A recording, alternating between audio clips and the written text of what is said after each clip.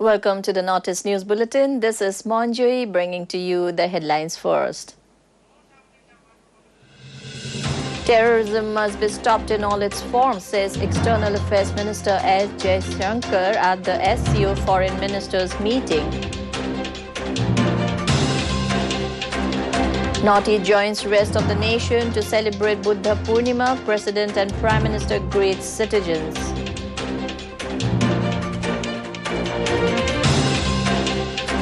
Curfew remains in force in Manipur. State government issues shoot-at-sight order in extreme cases of violence.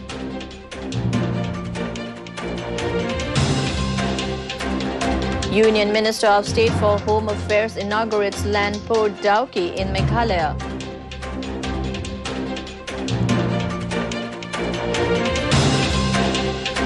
And in IPL cricket, Rajasthan Royals to lock horns with Gujarat Titans in Jaipur. Starting with national news first. External Affairs Minister S. Jaishankar has said there can be no justification for terrorism and it must be stopped in all its forms and manifestations, including cross-border terrorism. Speaking at the Shanghai Cooperation Organization Foreign Ministers meeting in Goa today, he said the menace of terrorism continues and combating terrorism is one of the original mandates of the SCO.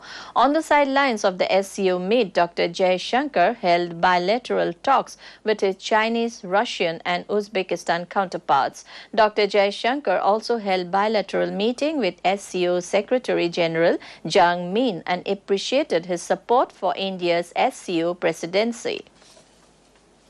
Was engaged in facing COVID and its consequences. The menace of terrorism continues unabated. Taking our eyes off this menace would be detrimental to our security interests. We firmly believe that there can be no justification for terrorism and it must be stopped in all its forms and manifestations, including cross-border terrorism. The channel of finances for terrorist activities must be seized and blocked without distinction. Members need not be reminded that combating terrorism is one of the original mandates. Today is Buddha Purnima. This not only marks the day when Gautam Buddha was born, but also the day when he attained Nirvana under the Mahabodhi tree at Bodh Gaya. On this auspicious occasion, President Draupadi Murmu has greeted and conveyed her wishes to the citizens and followers of Lord Buddha all over the world. She said Lord Buddha's simple and effective preaching inspires to follow the path of love, truth and non-violence. Further, Prime Minister Narendra Modi also greeted people on this occasion. In a tweet, Modi hoped that the ideals of Lord Buddha keep showing light and give strength to all.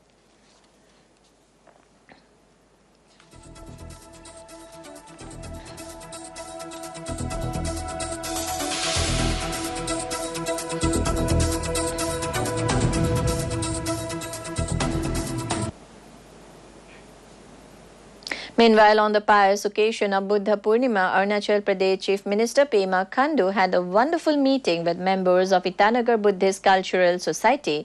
Monks of Tawang Monastery were also present during the meeting. Further, Deputy Chief Minister Chauna Main celebrated Buddha Purnima along with the venerable monks and fellow Buddhist followers at Theravada Buddhist Temple, Itanagar.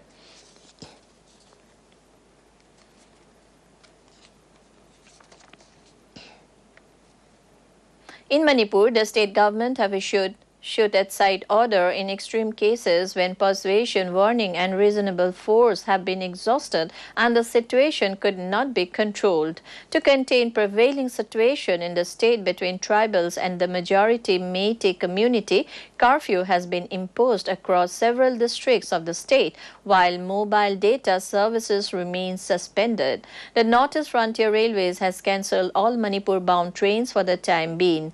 Meanwhile, Union Home Minister Amit Shah is closely monitoring the situation and is in constant touch with top functionaries of the state and centre. Shah held 2 video conference meetings with Manipur Chief Minister An Biren Singh, State Chief Secretary, DGP, Union Home Secretary and other top officials. In line with the ensuing unrest in Manipur, Assam Chief Minister Dr. Himanta Biswa Sharma has directed the Kachar District Administration today to take care of the affected families seeking refuge. Taking to Twitter, the Chief Minister said several violence-affected families have sought refuge in Assam. He further said he was in constant touch with his Manipur counterpart N. Biren Singh regarding the situation.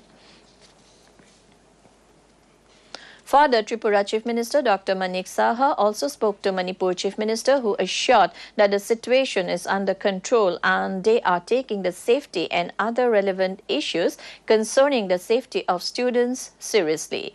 Chief Minister Saha also held an important meeting with the Chief Secretary, Director General of Police and Secretaries of the concerned departments at his official residence on Thursday. They discussed the current situation of students from Tripura that are studying in RIMS and Central Agricultural Universities in Manipur. Further, the state government has also started efforts to keep in touch with the parents of the students.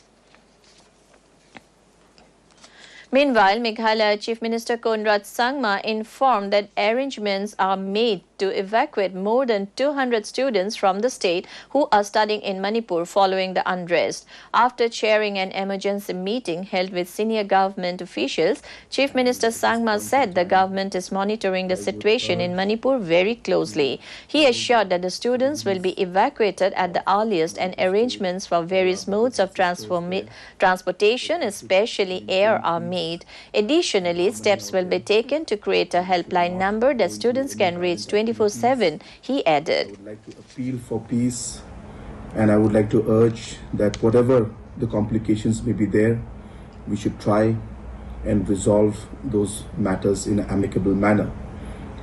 I also would like to appeal that we should not do anything to hurt any religious sentiments. There have been different attacks on different religious institutions and different religious places. These are not very healthy for our society, and this will only complicate matters more, and hence I urge that we should refrain from any such activity, and would like to appeal once again to all our friends and all our brothers and sisters in Manipur that we should try and ensure that. In other news, the Union Minister of Ports, Shipping and Waterways and Ayush Sarbananda Sonowal will be receiving the first Indian cargo ship at Sitwe Port in Myanmar on 9th May. The ceremony is likely to inaugurate regular transit of cargo ships between Shyama Prasad Mukherjee Port in Kolkata, India to Sitwe Port in Rakhine State of Myanmar, heralding a new age of transportation between the two countries. The route is likely to unlock tremendous economic potential for the entire Bay of Bengal Peninsula, allowing a bridge between South Asia and Southeast Asia regions, informed Sonowal while addressing media persons. Jetia 1500 kilometer rastare trakare jetia kunuba samogri Mizoramole koriai lebo laga hoy tetia par kg 15 takar pora 20 taka lage khoros. Etia jalapathedi jatra korile kebal 5 takate gantobya. In Meghalaya, Union Minister of State for Home Affairs Nityanand Rai inaugurated the land port Dauki in West Jaintia Hills on Thursday. Deputy Chief Minister in charge of Urban Affairs S. Dhar and various other officials were also present on the occasion. The land port is a crucial central project aimed at promoting trade and commerce between India and Bangladesh. In addition to serving as a hub for trade and commerce, land port Dauki also facilitates passenger movement across the border. The development of land port Dauki has approved by a high-level empowered committee of Ministry of Home Affairs on February 4, 2016. And you know very well, among the top in India, this is number 15. So from now on, in few days, you will start operating. So everything will place. Staying with Meghalaya, Chief Minister Conrad K. Sangma and Deputy CM S. Dhar attended a felicitation program today to recognize the state government's efforts to initiate scientific mining. The function was held in Claria to celebrate the success of the state government in reviving coal mining after a decade with scientific, sustainable and safe methods. Addressing the gathering, Chief Minister recalled back when NGT banned coal mining in the state and how people have suffered from this in their livelihood. He said the lift on the coal ban and the granting of mining leases for scientific mining has brought a glimmer of hope to the coal miners and those dependent in the coal sector. Under the Nasha Mukt Abhiyan, Nagaland police have registered 101 cases and arrested 143 criminals from various parts of the northeastern region. Among the arrested persons, 6 were police personnel. This was informed by Nagaland Deputy Chief Minister Y. Patton to media persons at Kohima. Patton said DGP and Nagaland police have launched a war on drugs during the last 4 months, wherein systematic efforts have been undertaken to arrest criminals and disrupt the drug peddling and trafficking networks. On to sports news. Union Minister of Youth Affairs and Sports Anurag Thakur launched the logo, jersey, mascot, torch and anthem of the Khelo India University Games 2022 in Lucknow today. The third edition of the Khelo India University Games will take place from May 23 to June 3. Uttar Pradesh Chief Minister Yogi Adityanath along with other senior dignitaries were present at the launch ceremony. The upcoming edition of the Khelo India University Games is expected to have participation of more than 4,700 athletes from more than 200 universities across the country, with total participation reaching to over 7,000. India university games का कहीं होगा तो उत्तर प्रदेश में होने जा रहा है। ये माननीय प्रधानमंत्री मोदी जी का भी प्रदेश है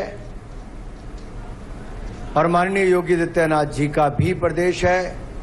ये देश की सबसे बड़ी आबादी वाला प्रदेश है और आने वाले समय में देश को सबसे ज्यादा मेडल देने वालों में से भी। In IPL cricket, Rajasthan Royals will lock horns with Gujarat Titans today. The match will be played at the Savai Man Singh Indoor Stadium in Jaipur at 7:30 this evening. Notably, Gujarat Titans are leading the points table, while Rajasthan Royals are currently at the 4th position on the points table. In Nagaland, Chief Minister Nephew Rio called on all departments to be prepared to tackle any disaster that the state may face in the monsoon season. Giving his remarks during a monsoon preparedness meeting, which was held at the Chief Minister's residential complex on Thursday, he said awareness should be checked at the local level and good roads with proper drainage should be maintained. The Supplies Department was asked to keep a check on their godowns and stores with proper road connectivity both in the district and other rural areas. In Arunachal Pradesh, following Prime Minister Narendra Modi's vision to make India a global drone hub by 2030, the first of its kind 2-day workshop on capacity building on certification scheme on unmanned aircraft systems was conducted by Department of Health and Family Welfare at the State Banquet Hall, Itanagar. State Chief Minister Pema Khandu shared this and informed that the CSUAS conformity assessment framework would provide India's drone industry acceptance in the global markets. He said they ensure safety and reliability of drones by issuance of type certificate, after which it is legal to fly a drone in Indian airspace in green zone. To end the news, the main points once again. Terrorism must be stopped in all its forms, says External Affairs Minister Ajay Shankar at the SCO Foreign Ministers meeting. Northeast joins rest of the nation to celebrate Buddha Purnima. President and Prime Minister greet citizens.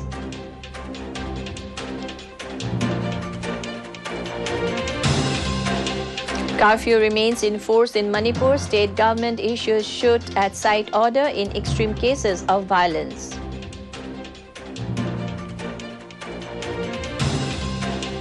Union Minister of State for Home Affairs inaugurates land port Dauki in Meghalaya.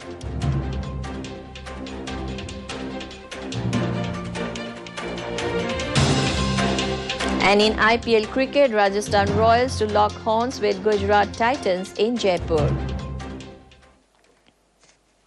That brings us to the end of this evening's bulletin. Thank you for tuning in. Namaskar.